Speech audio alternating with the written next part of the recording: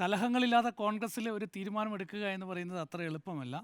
പക്ഷേ ഇവിടെ ഇത് ഒരു വലിയ പ്രശ്നമായി തീരില്ല. ഒരുപക്ഷേ നാളെ ഉച്ചയ്ക്ക് മുൻപ് ഒരു അന്തിമ തീരുമാനത്തിലേക്ക് എത്തും. പക്ഷേ അപ്പോഴും രമേശ് ചെന്നിത്തലയുടെ പിണക്കം പരിഹരിക്കേണ്ടത് വളരെ പ്രധാനപ്പെട്ട വിഷയമാണ്. രമേശ് ചെന്നിത്തല ഒരു മുറിവേറ്റ കടുവയായി പുറത്തു നിൽക്കുന്നത് വി.ഡി. സതീശന് അത്ര നല്ലതല്ല.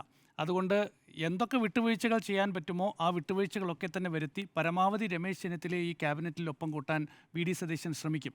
അദ്ദേഹത്തിന് ആഭ്യന്തരം ഉറപ്പ് നൽകിയിട്ടുണ്ട്. ഒപ്പം തന്നെ ഇപ്പോൾ പറഞ്ഞതുപോലെ രമേശ് ചെന്നിത്തലയ്ക്കൊപ്പമുള്ള രണ്ടുപേരെ കൂടി മന്ത്രിസ്ഥാനത്തേക്ക് കൊണ്ടുവരണം. അതാണ് അദ്ദേഹത്തിൻ്റെ ആവശ്യം. അവരില്ല എങ്കിൽ ഇപ്പോൾ ഐ.സി. ബാലകൃഷ്ണനും അൻവർ സാദത്തും അവരില്ല എങ്കിൽ താൻ ക്യാബിനറ്റിലേക്കില്ല. അതാണ് ചെന്നിത്തലയുടെ നിലപാട്. ഏതായാലും ഇതൊക്കെ നാളെ ഉച്ചയ്ക്ക് മുൻപ് ഒരു ചർച്ചകളിലൂടെ പരിഹരിക്കും എന്നാണ് ഞാൻ മനസ്സിലാക്കുന്നത്.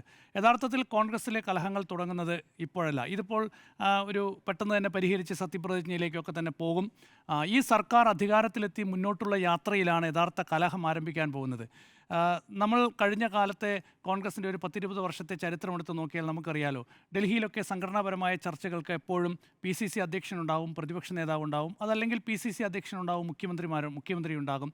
അങ്ങനെ രണ്ടുപേരും ഒരുമിച്ച് വരും. അതിപ്പോൾ ലീഡറുടെ കാലത്താണെങ്കിൽ A.K. ആൻ്റണി ഉണ്ടാവും. ഒപ്പം ചെന്നിത്തലയും ഉമ്മൻചാണ്ടിയും വന്നപ്പോൾ അതുപോലെ തന്നെയാണ്. രണ്ടുപേരും ഒരേ കാറിൽ പോകും. രണ്ടുപേരും രണ്ട് ധ്രുവങ്ങളായി നിൽക്കുമ്പോഴും ഒന്നിച്ചു പോയി ഒരു ചർച്ച നടത്തി ഒരു തീരുമാനമെടുക്കും. അന്നൊക്കെ ഗ്രൂപ്പ് വിഭജനമൊക്കെ തന്നെയുണ്ട്.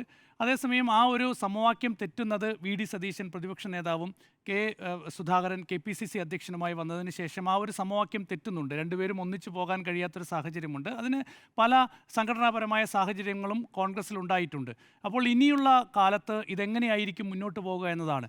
അസാധാരണമായ മുഖ്യമന്ത്രി മത്സര പോരാണ് നമ്മൾ കണ്ടത്. അവിടെ ആ ഒരു പോരിൽ വിജയിച്ചത് വി.ഡി. സതീശനാണ്.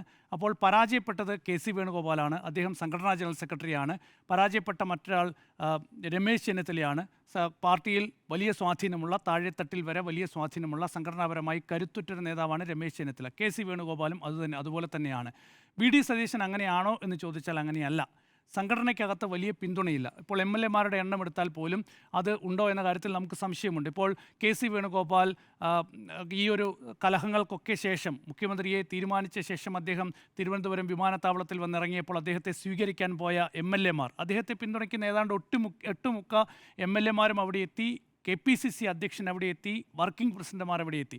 ഇന്ന് രമേശ് ചെന്നിത്തലയുടെ വസതിയിലാണെങ്കിൽ ഇന്ന് അദ്ദേഹത്തെ പിന്തുണയ്ക്കുന്ന MLA-മാരുണ്ട്. പ്രധാനപ്പെട്ട അദ്ദേഹത്തിൻ്റെ ഗ്രൂപ്പ് നേതാക്കളൊക്കെ തന്നെയുണ്ട്. വി.ഡി. സതീശനൊപ്പം അങ്ങനെ ആരും ഇല്ല എന്നത് വളരെ പ്രധാനപ്പെട്ട വിഷയമാണ്.